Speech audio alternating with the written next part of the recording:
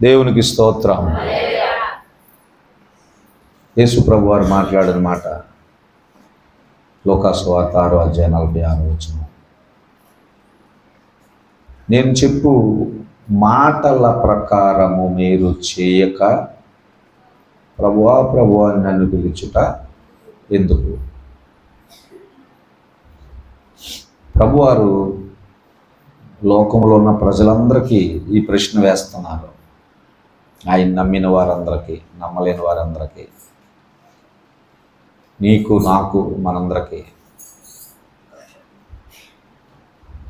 ప్రభువుని నమ్ముతున్న మానవం ఆయనకు ముడుపులు, కానుకలు, బలులు, అర్పణలు, డబ్బు, ధనము, తల వెంట్రుకలు, భూములు, పిల్లలు, దేవుడికి ఇవన్నీ ఇవ్వవలసిన అవసరం ఉందనుకొని ఇవన్నీ ఇచ్చేస్తున్నారు మనుషులు.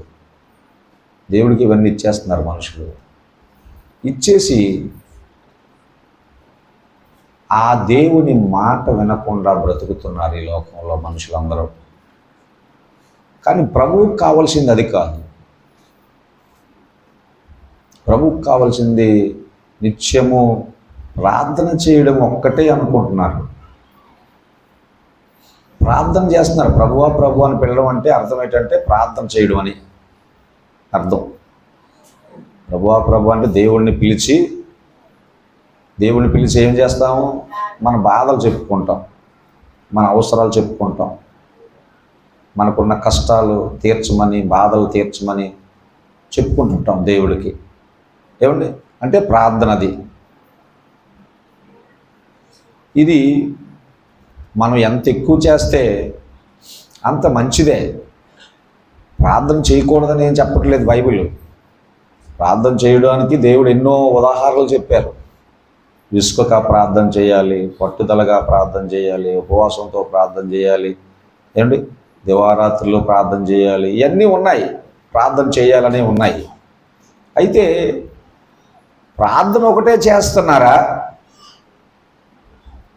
అని ప్రభు వారు ఇక్కడ అడుగుతున్నారు.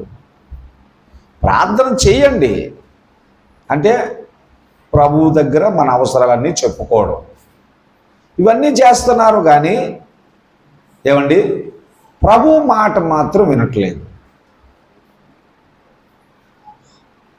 ఇది ఈరోజు ప్రభు మనకు చెప్పే మాట. ప్రార్థన చేయడం ఎంత ఎక్కువ చేస్తున్నామో ప్రార్థన అంత మంచిదే. అంటే ప్రార్థన వరకే మనం దేవుడితో సంబంధం, మనకి ప్రార్థన వరకే మనకు దేవుడితో సంబంధం పెట్టుకుంటున్నాం. మిగిలిన టైంలో దేవుడికి మనకు సంబంధం లేని విధంగా, లేని వారిగా మనుషులు బ్రతుకుతున్నట్లుగా ఉంది. ప్రార్థన చేసినప్పుడు దేవుడు, నువ్వు, నేను, మనకు సంబంధం దేవుడితో. ప్రార్థన అయిపోయిన తర్వాత మనం ఏదైనా చేసేటప్పుడు అప్పుడు దేవుడికి మనకి సంబంధం లేనట్లు చేస్తున్నారు. ముఖ్యంగా దేవుని నమ్ముకున్న ప్రజలు, మరి ముఖ్యంగా ప్రార్థన చేసేవారు. ప్రార్థన చేసినప్పుడే వీరికి భక్తి, ప్రార్థన చేసినప్పుడే వీరికి దేవుడు అంటే భయం. ప్రార్థన అయిపోయిన తర్వాత నువ్వు చదువుకునేటప్పుడు కానీ దేవుడికి నీకు సంబంధం లేదు.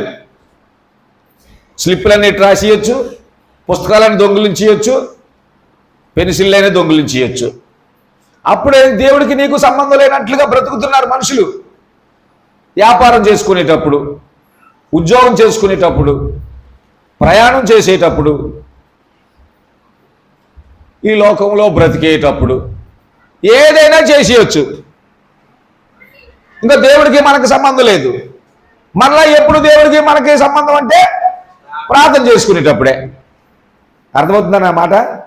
అంటే ఇలాగుంది అని ప్రభువారు ఆ 46వ వచనంలో మాట్లాడుతున్నారు. ఆ మాట యొక్క అర్థం అది. ఇలాగుంది.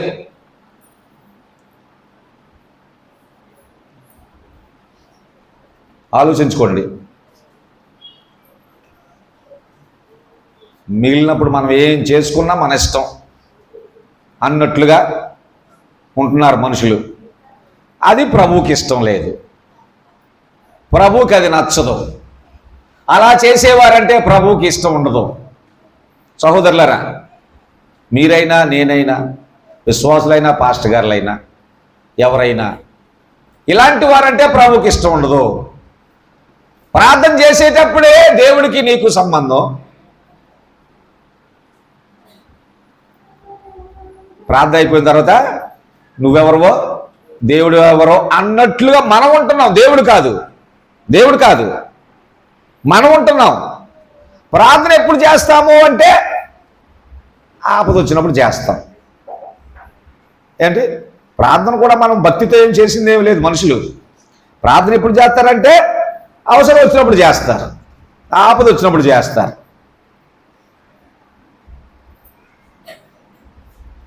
ఇలాంటి మనుషులు యేసు ప్రభువును వెంబడిస్తున్నారు. ఆ రోజుల్లో ప్రభువారు ఉన్న రోజుల్లో ఇలాంటి మనుషులు యేసు ప్రభువారిని వెంబడిస్తున్నారు. అప్పుడు చెప్పిన మాట. అలాగే ఇప్పుడు కూడా సంఘాల్లో మనుషులు ఉంటున్నారు కానీ ఆ సంఘాల్లో ఉన్న మనుషులు కూడా, ఇప్పుడున్న క్రైస్తవులు కూడా, మనుషులు కూడా ప్రార్థన చేసినప్పుడే భక్తిగా ఉంటున్నారు. ప్రార్థన అయిపోయిన తర్వాత దేవుడెవరో నువ్వెవరో నేనెవరో అన్నట్లుగా ఎవరికి నచ్చింది వారు చేసుకుంటున్నట్లుగా ఉన్నది. యేసయ్య చెప్తున్న మాట అది. ప్రభు అని దాన్ని పిలవడం కాదు. నా మాటలు, నేను చెప్పు మాటల ప్రకారము మీరు చెయ్యట్లేదు. సహోదరులారా, ఇప్పుడు ఎవరికైనా ఒంట్లో బాగులేనప్పుడు ఎవరి దగ్గరికి వెళ్తారు? వారు ఏం చెప్తారు? దిష్టి తీయమని చెప్తారు. ఎర్రన్నం, పచ్చన్నం, పసుపన్నం, చీపురు పుల్ల, మసిబొగ్గులు, ఇంకేది ఏం గుడ్డ, నూనె గుడ్డ, ఏమండి తల వెంట్రుకలు, ఎండు మిరపకాయలు. వినపట్లేదా మీకు? వినపడుతుందా? కోడిగుడ్లు, నిమ్మకాయలు దిష్టి తీయమని చెప్తారు. ఆ చెప్పిన వాళ్ళు ఏమేమి కలిపి దిష్టి తీయమని చెప్పారో అన్ని జాగ్రత్తగా పెడతారు కదా. ఏంటి? ఎందుకంటే సులువుగా అయిపోయి పని కాదు అది. 5 రూపాయలు పెడితే లేకపోతే 10 రూపాయలు పెడితే కోడిగుడ్డు వస్తుంది.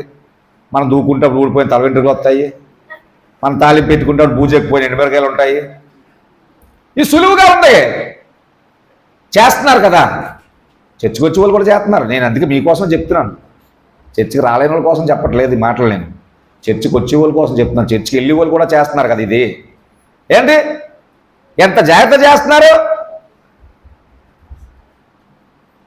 ఇలాంటివైతే జాగ్రత్తగా చేస్తారా మీరు? ఏది తప్పిపోకుండా, అందులో ఆ చెప్పిన వాటిలో ఏది తప్పిపోకుండా అన్ని జాగ్రత్తగా చేస్తారా? మరి మిగిలినప్పుడు ఏమండి, నీ పొరుగు వారిని ఆశించకూడదు. అక్కడ అయితే దేవుడు చెప్పినట్టు చెయ్యరే. నీ పొరుగు వారి మీద అబద్ధ సాక్ష్యం పలకకూడదు. అక్కడైతే దేవుడు చెప్పినట్టు చెయ్యరే. నీ పొరుగు వారి భార్యని ఆశించకూడదు. అప్పుడైతే చెయ్యరే. ఏమండి, నీ పొరుగు వారి మీద అసూయ పడకూడదు. అప్పుడైతే చెయ్యరే. ఇలా ఎన్నున్నాయి. ప్రభువారు చెప్పినవి మనం చేయకుండా ప్రార్థన మాత్రమే చేసే భక్తులారా, సహోదరులారా, ప్రభువారు చెప్పిన మాటల ప్రకారంగా మనం చెయ్యాలి. అందుకు మనం ప్రభువుని నమ్ముకున్నది. మనకు ఆపద వచ్చినప్పుడు, కష్టం వచ్చినప్పుడు ప్రార్థన చేయడం అనే దాన్ని భక్తి అనుకోవద్దు. నువ్వు ప్రార్థన ఊరికే చేయట్లేదు. ప్రార్థన ఊరికే చేస్తున్నావు. నువ్వు నీ బాధ తీర్చుకోవడానికి, నీ కష్టం తీర్చుకోవడానికి చేస్తున్నావు ప్రార్థన. అది భక్తి కాదు. నీకే బాధ లేకపోయినా ప్రార్థన చేస్తున్నావా? ఏ బాధ లేని ప్రార్థన ఏం ప్రార్థన? ఆలోచించండి. ఏ బాధ లేని ప్రార్థన ఏం ప్రార్థన? స్తుతించడం, దేవుడు స్తుతించడం. ఏ బాధ లేని ప్రార్థన ఏం ప్రార్థన అంటే స్తుతించడం. స్తుతించడంలో మన కష్టాలు చెప్పేది ఏమి ఉండవు. మీరు కలిపి చెప్పేస్తున్నారు. ఒకవేళ స్తుతించడంలో కష్టాలు చెప్పి ఏముండవు. ఆ దేవుడు గొప్పతనాలు చెప్పడం, స్తుతులు స్తోత్రాలు వందనాలు అని చెప్పడం. అది చేస్తారా? అది చేయడానికి ఇష్టపడరు. అది చేయడానికి అయితే అది అయిపోయిన తర్వాత వస్తారు చర్చికి. మీరు స్తుతారాధన అయిపోయిన తర్వాత వస్తారు కదా ఎక్కువగా. ఎందుకంటే అది మనకు అవసరం లేని ప్రార్థన. అది ఏదైనా ప్రార్థన ఉంది అంటే మన కష్టాలు చెప్పుకునే ప్రార్థన ఉందంటే అప్పుడు అందులో మాత్రం ముందుకు వెళ్తారు, మన కష్టాలు చెప్పుకునే ప్రార్థనలోకి. సహోదరులారా, ఆయన యొక్క గొప్పతనాన్ని చెప్పి స్తుతించడంలో స్వార్థం లేని ప్రార్థన, దేవుడి మాట వినే ప్రార్థన అదే స్తుతించడమే. ప్రార్థన అంటే మన బాధలు చెప్పుకోవడం. మా అబ్బాయి నా మాట లేదు, మా కోడలు నా మాట లేదు, మా ఆయన నా మాట లేదు, మా ఆవిడ నా మాట లేదు. అప్పుడైనా అలా చెప్పేటప్పుడు ఎప్పుడైనా నువ్వు దేవుడి మాట వినలేదనే జ్ఞాపకం వస్తుందంటారా? సహోదరులారా, మనం ఇలా ప్రార్థన చేస్తాం కదా. ఏమని చేస్తాం? మా అబ్బాయి నా మాట లేదు, మా కోళ్ళ నా మాట లేదు, మా ఆవిడ నా మాట లేదు, మా ఆయన నా మాట లేదు అని ప్రార్థన చేసేటప్పుడు నీకు అనిపిస్తుందా నేను దేవుడి మాట వినలేదు కదా? అప్పుడు టక్కరే అక్కడ ఆపేసి అయ్యో దేవుడా నేను కూడా నీ మాట లేదు అని ఎప్పుడైనా చేశారా? అలా ప్రార్థన ఎప్పుడైనా చేశారా? ఒకళ్ళిద్దరు బుర్రలు ఊపుతున్నారు.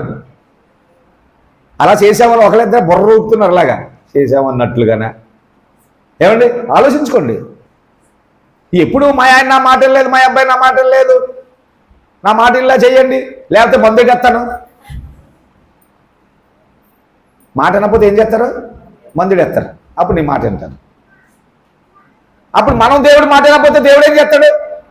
ముళ్ళెడెత్తాడు. ముళ్ళెటెత్తాడు. తెలుసా సత్యం? దేవుడు మాట వినకపోతే దేవుడు ముళ్ళెడెత్తాడు. అందుకే నా మాట లేదు, నా మాట లేని ప్రార్థన చేసి మనందరము ముందు మనం దేవుడి మాట వినడం నేర్చుకోండి, మొదలు పెట్టండి. ఆ ప్రార్థన ఎవరైతే చేస్తున్నారో ఆ ప్రార్థన చేసేవారందరూ ముందు నీవు ప్రభు మాట వినడం మొదలుపెట్టు. ఇక్కడ ప్రభు అనేది చెప్తున్నారు, నేను చెప్పు మాటల ప్రకారం చెయ్యక ప్రభువా ప్రభు అని నన్ను పిలిచడం ఎందుకు? నన్ను పిలవడం ఎందుకు? అలాంటి ప్రార్థన నువ్వు చెయ్యకు అంటున్నాడు ప్రభువారు. అలా నువ్వు ఎంత చేసినా నీ ప్రార్థన విన్ను అంటున్నారు ప్రభువారు. సహోదరులారా, తర్వాత మాట చూడండి.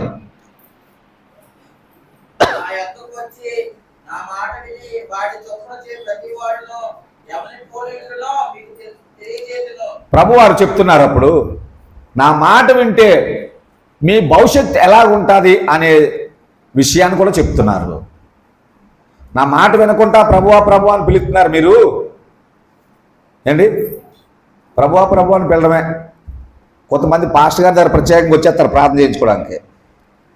మా ప్రార్థన కంటే పాస్టర్ గారు ప్రార్థన అంటారు కదా, పాస్టర్ గారు దీవించే ప్రార్థన చేస్తాడు కదా, మా ఆయన కోసం ప్రార్థన చేస్తాడు కదా, మా అబ్బాయి కోసం ప్రార్థన చేస్తాడు కదా పాస్టర్ గారు, అప్పుడైతే వాళ్ళు నా మాట వినేస్తారు అని చాలామంది ప్రార్థన చేయించుకుంటారు. ఆ ఆలోచనతో కూడా చేయించుకునేవారు ఉంటారు. ఆ ఆలోచనతో కూడా చేయించుకునేవారు ఉంటారు. దయచేసి అర్థం చేసుకోండి.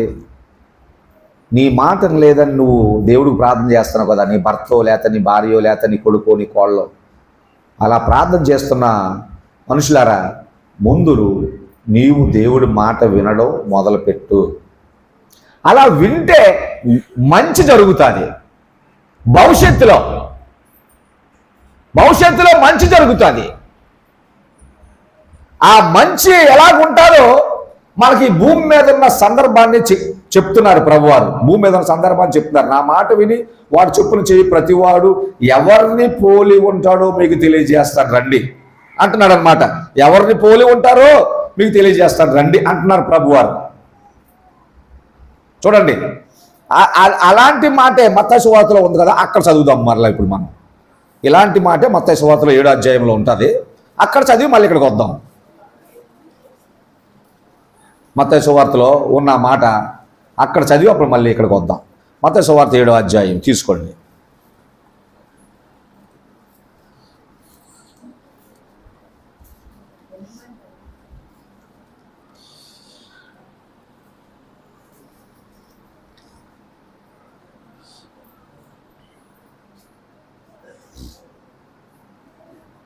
26వ వచనం చదవండి.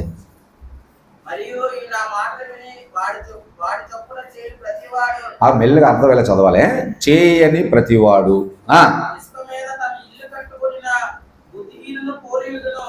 దేవుడు మాట వినలేని వారు ఎలాగుంటారు అనేది 26వ వచనం. 27వ వచనం.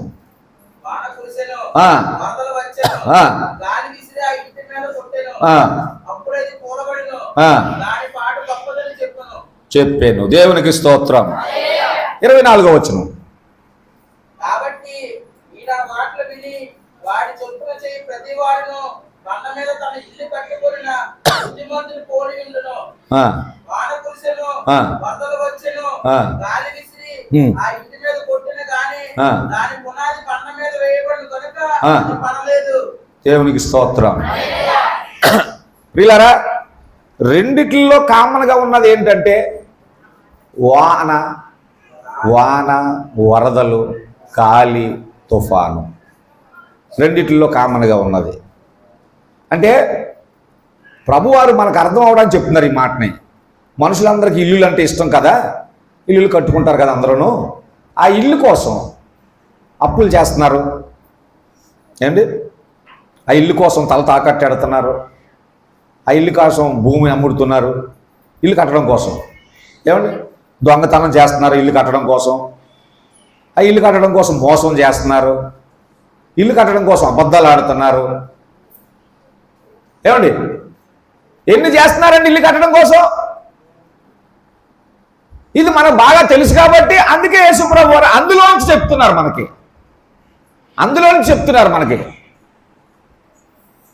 అది ఎలాగుంటుందో మనకి అర్థమైతే అప్పుడు ప్రభువారు మాట వింటే ఎలాగుంటుందో, వినకపోతే ఎలాగుంటుందో మనకు సులువుగా అర్థమవుతుందని యేసయ్య అలా చెప్తున్నారనమాట.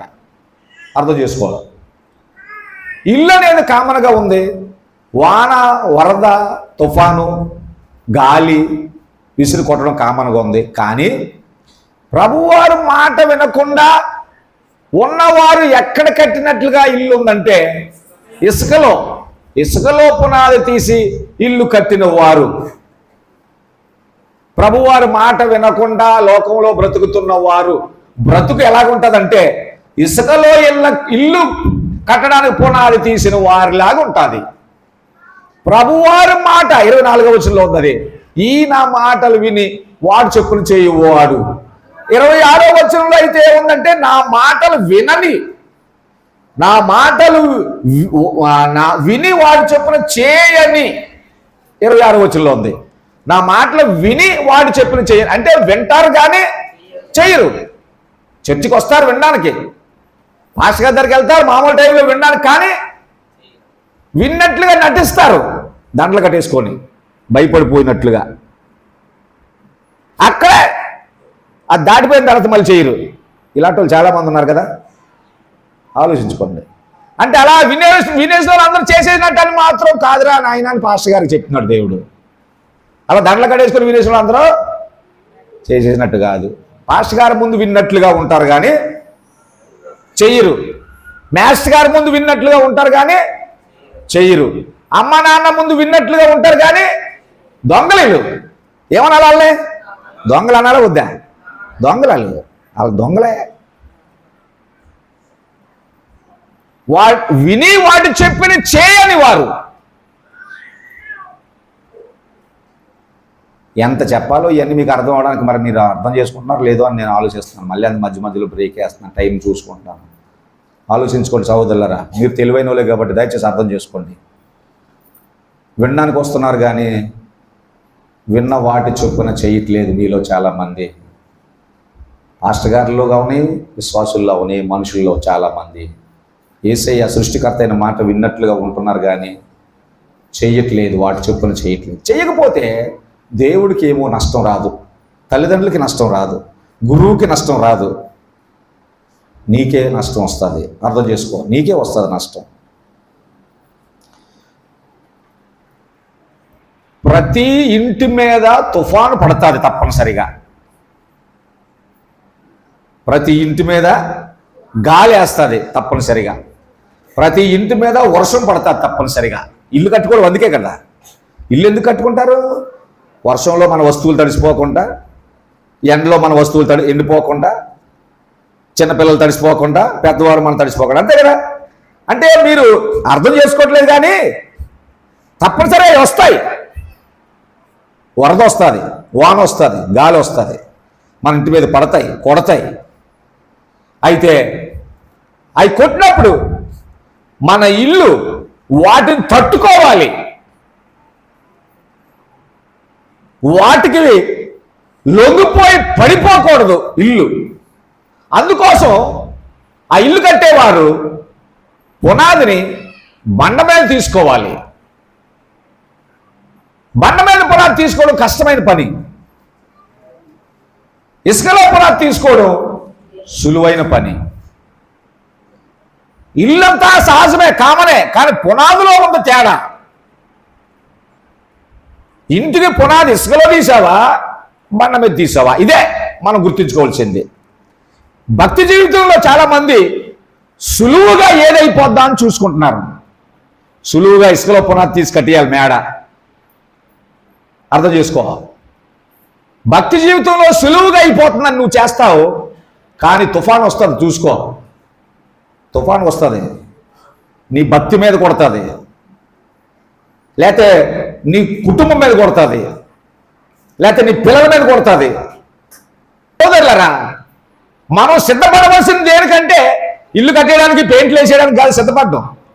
వాన వస్తుంది, దాన్ని తట్టుకునేలా కట్టాలి. ఏసైని నమ్మేసుకోవడం ఓ గొప్ప అనేసుకున్నారు. ఏసైని నమ్మేసుకోవడం ఓ గొప్ప అనేసుకున్నారు. నమ్ముకున్న తర్వాత ఏమవుతుంది? నీ ఇంటి మీద, నీ భక్తి మీద తుఫాన్ కొడుతుంది. నీ భక్తి మీద తుఫాన్ కొడుతుంది.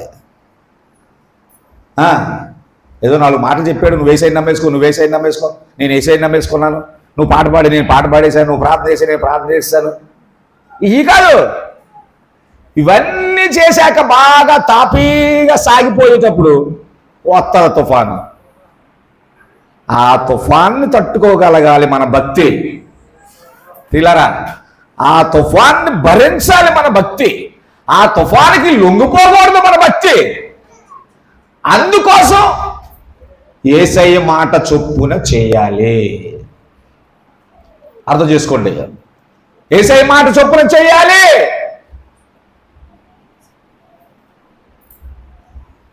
ఇప్పుడు తాపీగా సాగిపోతుంది అనుకోవద్దు. తుఫాను వచ్చే టైం ఉంది, తప్పనిసరిగా వస్తుంది, రాదని మాత్రం ఎవరు అనుకోవద్దు. ప్రతి ఇంటి మీద కొడుతుంది, ప్రతి కుటుంబం మీద కొడుతుంది, ప్రతి మనిషి మీద కొడుతుంది, ప్రతి భక్తి మీద కొడుతుంది తుఫాను. తట్టుకోవాలి అంటే ఇంకా నాకు పాస్ గారితో పని లేదు, నాకు ఏసైతో పని లేదు అనుకుంటారు కొంతమంది. అంత సర్దుబాటు అయిపోయిన తర్వాత సమస్యలు. ఇప్పుడు సాక్ష్యం చెప్పాడు, మన సంఘంలో కొద్దిమంది ఉన్నారు అలాంటి. జీతం ఎంతైనా పర్లేదు, ఉద్యోగం చిన్నదైనా పర్లేదు, పెద్దయినా పర్లేదు, ఆదివారం సెలవు ఉంటే చాలు నాకు అనుకునేవారు ఉన్నారు కొద్దిమంది. ఆదివారం సెలవు ఉంటే చాలు అంటే ఏంటి ఉద్దేశం? ఆదివారం చర్చికి వెళ్ళిపోవాలి. అది వ్యాపారం, పెద్ద వ్యాపారం అని, చిన్న వ్యాపారం అని, చిన్న ఉద్యోగం అని, పెద్ద ఉద్యోగం అని, ఆదివారం చర్చికి వెళ్ళిపోతే చాలు అని అన్నవాళ్ళు ఉన్నారు. ఎక్కువ జీతం వస్తే ఆదివారం లేదు, సోమవారం లేదు, ఏ వారం అయినా వెళ్ళిపోవాలి ఉద్యోగానికి అన్నవాళ్ళు ఉన్నారు. ఎక్కువ రాబడి వస్తే ఏమండి, వ్యాపారంలో, ఉద్యోగంలో రాదు.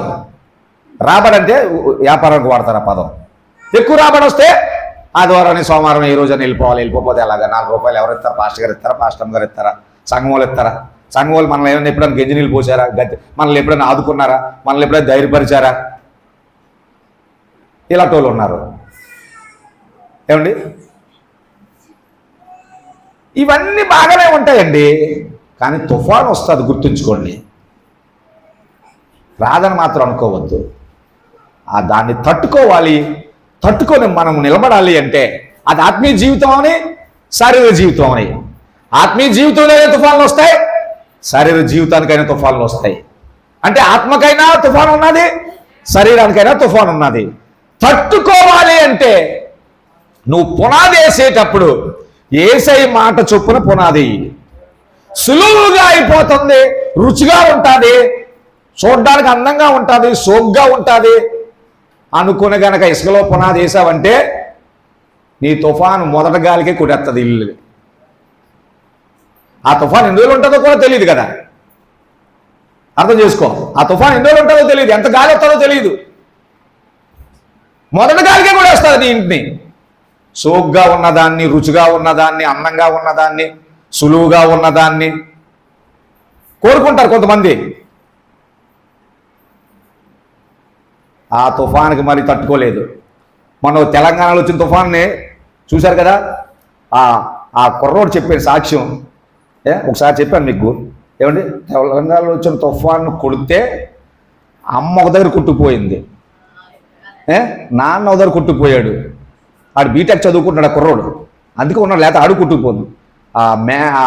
ట్రాక్టర్లు ఒక్క కుట్టుకుపోయాయి, బంగారం ఒక్క కుట్టుకుపోయింది. వీళ్ళరా అర్థం చేసుకోండి, నమ్మండి, దేవుడికి భయపడండి, దేవుని మాట చొప్పున చేయండి. ఏదైనా మీ స్నేహితుల మాట చొప్పున చేయకండి. మీ స్నేహితుల వాళ్ళు మీరు చెడిపోతున్నారు. చాలామంది చెడిపోతున్నారు, బాగా ఉన్న వాళ్ళు కూడా చెడిపోతున్నారు. యేసయ్య మాట చొప్పున చేయండి. లేదంటే గనక వరద వస్తుంది, వాన వస్తుంది, తుఫాన్ వస్తుంది. ఏమండి, ఆ మాట చూద్దాం. ఏమైంది? వాన కురిసెను, 27 వచనం, మత్తయి సువార్త 7:27 వచనం. వాన కురిసెను, వరదలు వచ్చెను, గాలి విసిరి ఆ ఇంటి మీద కొట్టెను, అప్పుడు అది కూలబడెను, దాని పాటు గొప్పదని చెప్పాను. ఏంటి? అలాగే 25 వచనం చూస్తే, వాన కురిసెను, వరదలు వచ్చెను, గాలి విసిరి ఆ ఇంటి మీద కొట్టెను, గాని దాని పునాది బండ మీద వేయబడిను గనుక అది పడలేదు. చప్పట్లు కొట్టి ప్రభువుని మహిమపరుద్దాం. దేవునికి స్తోత్రం. పునాది వేయడమే చాలా ముఖ్యమైంది. దయచేసి సహోదరులారా, సులువుని, సుఖాన్ని, అందాన్ని, గొప్పలని మీరు కోరుకున్నారా? పడిపోతారు, కూలిపోతారు. యేసయ్య మాట కఠినంగా ఉంటుంది. అందుకే బండ మీద పునాది వేసినాడు అని చెప్తున్నారు ప్రభువా. యేసయ్య మాట కఠినంగా ఉంటుంది, బాధ కలిగించేలాగా ఉంటుంది. బండ మీద పునాది తీసినప్పుడు ఎలాగుంటుంది, ఇసుకలో పునాది తీసినప్పుడు ఎలా ఉంటుంది? పనిచేసిన వాళ్ళు ఆలోచించండి, కష్టపడిన వాళ్ళు ఆలోచించండి. ఆడవాళ్ళకి అర్థమవుతుంది నాకు తెలియదు కానీ బండ మీద పునాది తీసినప్పుడు ఎలాగుంటుంది, ఇసుకలో పునాది తీసినప్పుడు ఎలా ఉంటుందో ఆలోచించండి ఒకసారి. యేసయ్య మాట కష్టంగా ఉంటుంది, కఠినంగా ఉంటుంది, కన్నీరు కార్చేలాగా ఉంటుంది, చెమట కార్చేలాగా ఉంటుంది. యేసయ్య మాట ఇసుక అనేది సులువుగా చెమట ఎక్కకుండా పునాది అయిపోద్ది. భక్తి జీవితంలో కూడా చెమట ఎక్కకూడదు అనుకుంటున్నారు చాలామంది. నిద్ర మానకూడదు, ఆహారం మానకూడదు, నాకు అలవాటు, నేను మానలేను, నిద్ర మానలేను, ఆహారం మానలేను, సుఖాన్ని మానలేను, నేను ఉండలేను అని ఇసుకలో పునాది తీస్తున్న సహోదరులారా, కూలిపోతారు. అది నీ మీద కొడతాదో, నీ పిల్లల మీద కొడతాదో తెలియదు, ఎవరి మీద కొడతాదో తెలియదు అది, కానీ కొట్టడం ఖాయం. తట్టుకోవాలి అంటే బండ మీద పునాది తీసే యేసయ్య మాటలు విను. బండ మీద పునాది తీసిన అంత కష్టంగా ఉండే యేసయ్య మాటలు విను. బండ మీద పునాది తీసినప్పుడు ప్రతి ఒక్కడు కష్టపడవలసిందే. ఎంతటి టాలెంట్ ఉన్నవాడైనా, ఎంతటి బలవంతుడైనా కష్టపడవలసిందే. బండ మీద పునాది తీస్తే ఎంత సోమరోడైనా ఇసుకలో పునాది తీస్తే సులువుగా తీసేస్తాడు. ఎంత చేతకానుడైనా ఇసుకలో పునాది సులువుగా తీసేస్తాడు. ఎంత కష్టపడగలిగిన వాడైనా బండ మీద పునాది తీసినప్పుడు కష్టపడాలి. మనం అనుకుంటుంటాం, ఏంటి ఇంత భక్తి చేశాను, అంత భక్తి చేశాను, ఇంకా నేను కష్టపడాలా అనుకోవద్దు. కష్టపడు. ఎంత కష్టపడితే అంత నీవు ప్రశాంతంగా గుడ్ల మీద చేసుకొని, ఇంకా ఏమంటారు, తడిగుడ్డ వేసుకొని ప్రశాంతంగా ఇంట్లో పడుకోవచ్చు. ఎంత తుఫాన్ వచ్చినా ప్రశాంతంగానూ ఉండొచ్చు. బండ మీద కనుక పునాది తీసి కష్టపడిన మనిషి అయితే నువ్వు. యేసయ్య చెప్తున్నాడు, ఈ నా మాటలు విని వాటి చెప్పున మీరు చెయ్యండి. మనం చదువుకున్న 6వ అధ్యాయం లోక సువార్త 6:26 వచనంలో ఏమంటున్నాడు? ఈ నా మాటలు విని వాటి చెప్పున చేయక ప్రభువా ప్రభువా అని పిలవడం ఎందుకు నన్ను? ప్రభువా ప్రభువా అని పిలవడం ఎందుకు నన్ను? ముందు నేను చెప్పిన మాటల ప్రకారం చెయ్యి, అప్పుడు అంటాడు. అప్పుడు ఇంకో మాట దీన్ని కలపవచ్చు. ఏం మాట తెలుసా? మీకు అక్కరగా ఉన్నవేవో మీ తండ్రికి ముందే తెలియను, మీరు అడగకపోయినా తండ్రి మీకు ఇచ్చేస్తాడు. ఆ వాక్యం చదివినప్పుడు ఎంత బాగుంది, ఎంత బాగుంది ఆ వాక్యం చదివినప్పుడు. అబ్బా ఎంత మంచి దేవుడు అయ్యా యేసయ్యా, నేను అడగకుండా ఇచ్చేస్తావు నువ్వు. ఇచ్చేస్తాడు ఎవరికి? బండ మీద పునాది తీసినోడికి, ఆయన మాట చెప్పిన నడిచినోడికి. ఇసుకలో పునాది తీసేసి పై పై గొప్పలు, పై పై మెరుపులు, పై పై అందాలు, పై పై సత్యాలు, పై పై మాటలు ఆడికి ఇచ్చేస్తాడు అనుకోవద్దు, మోసపోవద్దు. క్రైస్తువులు ఇలాగే మోసపోతున్నారు చాలా మంది. ఆ మాట పట్టుకుంటున్నారు. ఏం మాట? తండ్రి అడక్క ముందే మాకు అక్కరగా ఉన్నాయో తండ్రికి తెలుసు, తండ్రి మీకు ఇచ్చేస్తాడు. ఆ మాట పట్టుకొని ప్రార్థన కూడా చేసేవాళ్ళు ఉన్నారు. ఆ మాట పట్టుకొని మాత్రం ప్రార్థన చేస్తారు. మిగిలిన బయట లోకంలో బ్రతికేటప్పుడు మాత్రం వేసే మాట లెక్క చేయరు. ఇలాంటి క్రైస్తవులు ఎక్కువ మంది ఉన్నారండి ప్రస్తుతం మన భారతదేశంలో. అందుకే క్రైస్తవుల వల్ల దేవుడికి అవమానం వస్తుంది, అన్ని జనులకు దేవుడి మీద నమ్మకం కలగట్లేదు. ఇలాంటి భక్తి చేసే వాళ్ళ వల్లే. సహోదరులారా, మనకు అక్కరగా ఉన్నవేవో మనం అడక్కముందే మనకిస్తాడు దేవుడు. ఎవరికి ఇస్తాడంటే ఆయన మాట చొప్పున బ్రతుకుతూ బండ మీద పునాది తీసినోళ్ళలాగా బ్రతికితే, మనం ప్రార్థనలో అడగడం మర్చిపోయినా, మనం కొన్నిసార్లు అనుకుంటాం కదా, పరీక్షలు రాసే వాళ్ళు అనుకుంటారు, పరీక్ష రాసి బయటకు వచ్చిన తర్వాత అయ్యో లేదు రాయలేదు, అది గుర్తుంది కానీ నాకు రాసేద్దాం అనుకున్నాను కానీ మర్చిపోయాను రా అని అనుకుంటారు. అలాంటి వాళ్ళు ఫెయిల్ అవుతారు, ఎందుకంటే రాయలేదు కాబట్టి. అలాగే ప్రార్థనలో మనం ప్రార్థన చేసేటప్పుడు అయ్యో లేదు అడగడం మర్చిపోయి నేను దేవుణ్ణి అనుకొని మనం భయపడక్కర్లేదు. ఎందుకంటే మనం అడగడం మర్చిపోయినా, మనకు అడగడం రాకపోయినా, మనం అడగకపోయినా ఆయన మాట చొప్పున మనము, మన బిడ్డలు, మన కుటుంబం బ్రతుకుతున్నారు. బండ మీద కష్టపడి పునాది వేశారు కాబట్టి ప్రియులారా, మనం అడగడం మర్చిపోయినా, మనకు అడగడం రాకపోయినా ఆయన మనకి ఏం కావాలో అన్ని మనకు ఉచితంగా ఇస్తాడు. దేవునికి స్తోత్రం. మనకు ఉచితంగా ఇస్తాడు. అయితే ఈరోజు మనం వింటున్న మాట, ప్రార్థన అనేది చాలా మంచిది, చెయ్యాలి. కానీ ప్రార్థన చేసే ముందు ఆయన చెప్పినట్లుగా చెయ్యాలి. ఆయన చెప్పిందే చెయ్యాలి. ఆయన చెప్పినట్లుగా బ్రతకాలి. అప్పుడు నేర్చుకోండి, అప్పుడు అడగండి. అప్పుడు తప్పనిసరిగా ప్రభు మన మనవులే అంగీకరించి మన ప్రార్థనకు జవాబు ఇస్తాడు.